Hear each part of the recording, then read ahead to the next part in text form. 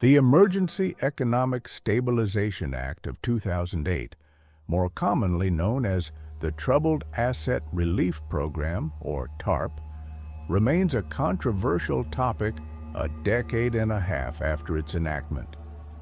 Birthed from the throes of the worst financial crisis since the Great Depression, TARP authorized the U.S. Treasury to purchase toxic assets and inject capital into struggling financial institutions. While critics decried it as a bailout for irresponsible bankers, a careful examination reveals that TARP, despite its initial unpopularity, was a necessary intervention that prevented a complete collapse of the financial system and ultimately benefited the American economy. To understand the justification for TARP, one must grasp the precarious situation in 2008. The housing bubble, fueled by lax lending practices and the proliferation of complex financial instruments like mortgage-backed securities, abbreviated MBS, had burst. As housing prices plummeted, borrowers defaulted, and the value of MBS evaporated, crippling financial institutions holding these toxic assets. Fear and uncertainty gripped the markets, credit froze, and banks became hesitant to lend to each other or to businesses and consumers. The bankruptcy of Lehman Brothers in September 2008 served as a stark wake-up call. It demonstrated the interconnectedness of the financial system and the potential for rapid contagion. Had Lehman not been allowed to fail, the argument for TARP would have been weakened. However, Lehman's collapse triggered a domino effect, pushing other institutions to the brink and threatening a systemic meltdown. Without government intervention, the cascading failures could have crippled the economy, leading to widespread job losses, business closures, and a devastating decline in national wealth.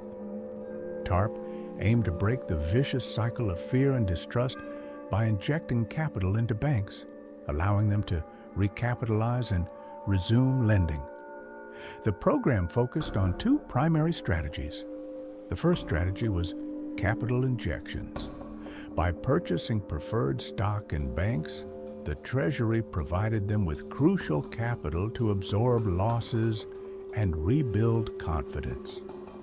This helped stabilize their balance sheets and encourage them to resume lending, which was essential for stimulating economic activity.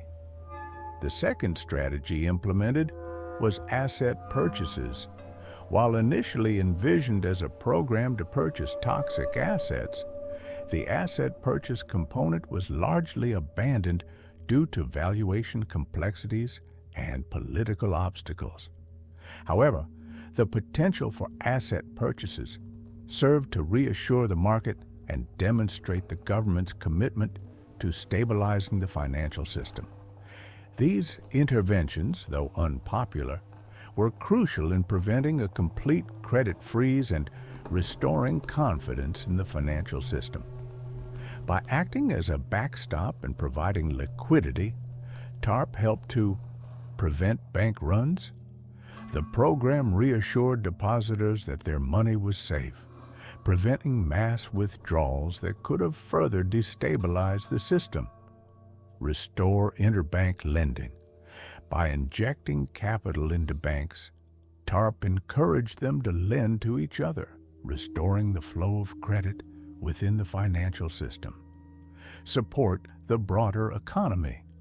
By enabling banks to resume lending to businesses and consumers, TARP helped to support economic activity and prevent a deeper recession.